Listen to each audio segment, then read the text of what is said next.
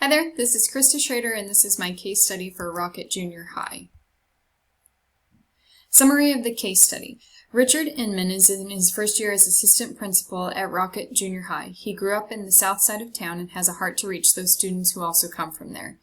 James is the leader of his group from the south side. He tends to be involved in fights. Richard has been working on building a relationship with him. James has been showing academic improvement and has not been in a fight for months. James is starting to be tardy for class. When Richard calls him to his office to discuss this, he finds out through a teacher who witnessed it that there may have been a drug exchange between James and David, who is an honor student from Southside. James had given David a set of brass knuckles to hold for the day so that James could use them in a fight after school. He threatened to beat David up if David told anyone. When Richard calls them both to the office, with the officer of the school present, James ends up admitting what he did and says that David was innocent. Because of the policy, the officer takes both kids to jail and both are required to be expelled for 45 days in DAEP. Richard does not believe that David should be held accountable in this situation. David's mother does not understand why David is being charged when he was a victim in this transaction and holds no guilt. Richard's supervisor is holding him accountable to expelling David or take an official reprimand himself. The legal and the ethical breaches here. The policy that is being addressed here is that if a student is found to be in possession of a prohibited weapon, they can be convicted of a felony. The district also has a zero tolerance policy that states the student will also be required to be expelled for 45 days and spend that time in the district's disciplinary alternative education program. The assistant principal has the responsibility to create and maintain a safe environment for his students. No student was physically hurt in this situation. However, if James had not been caught, there would have been harm to a student. David had not been physically harmed through this, but I would argue that he was mentally harmed and was a victim of bullying. Richard is breaking policy by not expelling David. So Richard is faced with the dilemma to either follow policy, which he does not believe is the right thing for David, or go against policy and take an official reprimand. What are the facts in the case? Richard, an assistant principal, has the responsibility to promote the current and future success and well-being of each student by being able to make an ethical decision in this case. The teacher who observed the exchange in the hall reported it to Richard but did not say anything directly to the students that we're aware of. James has been moving in a positive direction recently at school. His grades have been rising, and he hasn't been in a fight for months. He is from the south side. David has been in honors classes and is in the band. He is also from the south side. Both of the boys' mothers are now involved. James's mother wants him to pay the consequences for his actions, whereas David's mother believes her son is innocent and doesn't feel that he should be held accountable for what happened. This all took place at Rocket Junior High School. It is a public school. The school serves the south side, which is a section of town that has its challenges. The school offers honors courses and band, as well as a place for students to hang out after school to play ball. Other programs obviously exist, they just weren't mentioned in this case study. Richard has to be able to advocate for ethical and legal decisions in a situation where there is a conflict in ethics. His decision could have negative effects on David if he goes through with expelling him.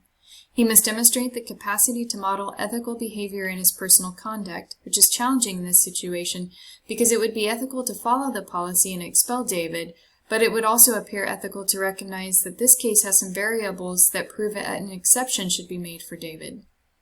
The decision to expel David would definitely have a negative effect on his mother, who believes that David is innocent. The decision to follow through with expulsion would cause her to lose trust in Richard and in the school system. The one stakeholder who has not been consulted, according to the information given in the case study, is the teacher who saw the exchange happen. I would argue that by not addressing the situation immediately in the hallway, the resulting actions and decisions drastically changed. So as the assistant principal, I would absolutely follow up with that teacher to ask some questions and also set the expectation for how to handle it in the future. In summary, I do feel that Richard has all the information he needs to make an ethical decision in this case.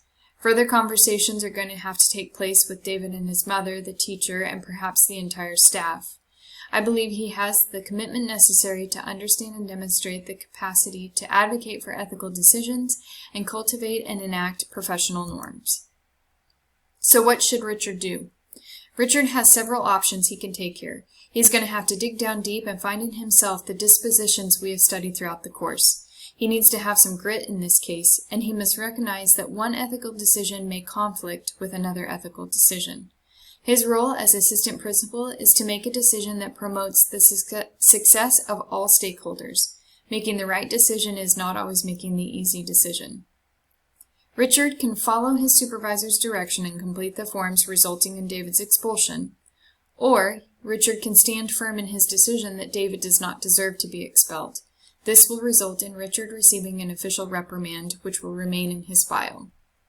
If he chooses to expel David, he could also pursue a lesser expulsion time for David based on this particular case.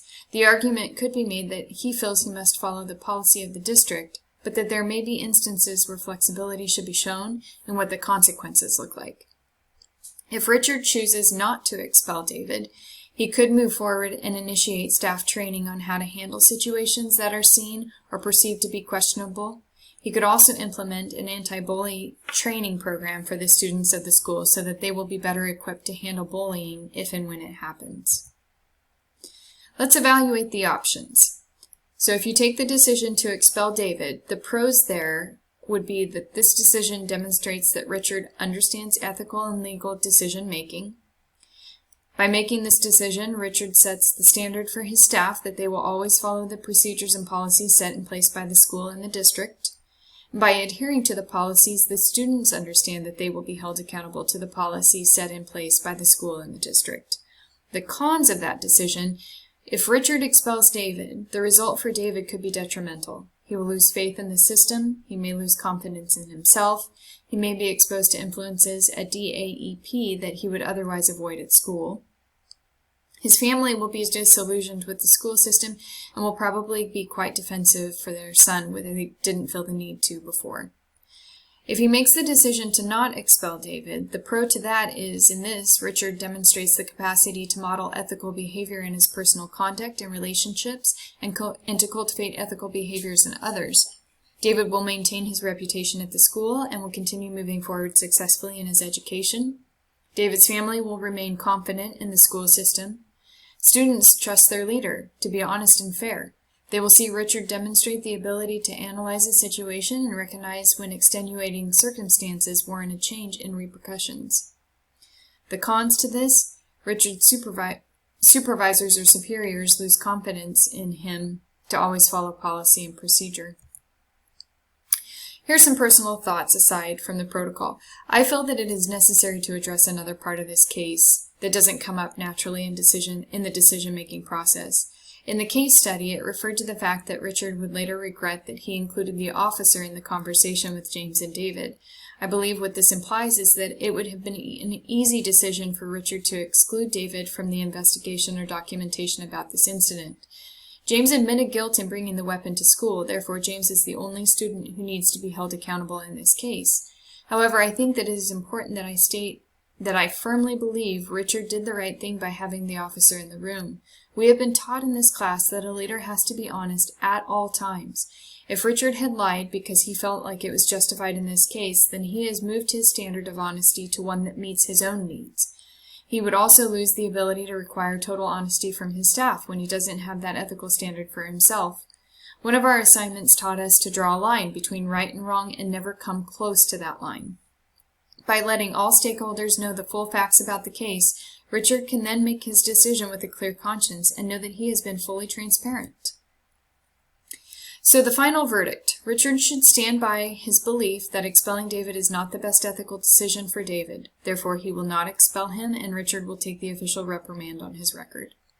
Richard needs to schedule a meeting with his superior to explain why he cannot move forward with expelling David. He should come to the table with comprehensive data about who David is as a student, and it would be wise to bring data with him about the majority of students who come from the South Side. It is important for his superior to understand that Richard is not making this decision simply to rock the boat. He is making this decision because he truly believes it is in the best interest of David as a student. Richard would want to have a meeting with James's parents, explaining the situation, as well as with David's parents. Here, he would have the opportunity to lay his case out for them and offer them time to ask any questions that they may have. Richard also needs to speak with the officer and the teacher who was involved, making sure that they have a clear understanding of why he made the decision he made. He should applaud the officer for following procedure, and he should coach the teacher on how to handle situations that in the moment. And finally, a staff meeting may be appropriate. This would give Richard the chance to show the staff how all of the facts were presented in this case. He can also explain how in this instance he felt that an exception needed to be made in the prosecution. I would suggest that Richard be honest with his staff and tell them that he is being held accountable for his decision. Full disclosure seems the best way to handle things moving forward. My implementation of the plan. As the assistant principal, I will meet with my supervisor and present my reasons for not expelling David. I will schedule meetings with both sets of parents and separately, giving my reasons for my decision and giving them opportunity to share concerns or questions. I will schedule a meeting with the officer and the teacher involved, clearly communicating what has taken place. I will applaud the officer for following procedure. For the teacher, I would thank her for bringing the event to my attention. We would also talk about how to best handle things of this nature in the future. I will schedule a staff meeting to talk about the case and the decision-making process I went through. I will be fully transparent with them, and we will focus the meeting around ethics and integrity. I may lose respect from my superior, and that is a risk I am willing to take. I feel that I have handled this with honesty and integrity, and therefore I can feel confident in handling any opposition. The staff may question my consistency in adhering to policies. To this I would remind them that everything has been handled with complete honesty and transparency. It came down to looking at what was at stake for David and making the best decision for him. Positively, what may come of this is that we will bring a greater awareness to bullying and how to handle it when it occurs. David felt helpless in this situation, and he truly was a victim. He and other students need to feel that they are given the tools to handle problems like this when they arise. My final reflection on this assignment. It's an interesting case for sure, and one that proves making ethical decisions are not always easy or clear-cut. What this case study did for me was to drill the importance of honesty into my heart and my mind. Although the honesty piece wasn't present through most of this protocol, it was the underlying driver for every decision that I made. Richard could follow whatever he felt was the right ethical decision because he was honest and transparent about it, and therefore had nothing to hide. The only thing that would have changed that is if he had decided to hide some of the facts in this case. So moving forward as a leader, honesty will be my driving force. Honesty gives us power and it gives us freedom. I see it now as being the most important disposition displayed by an ethical leader. Thank you for listening.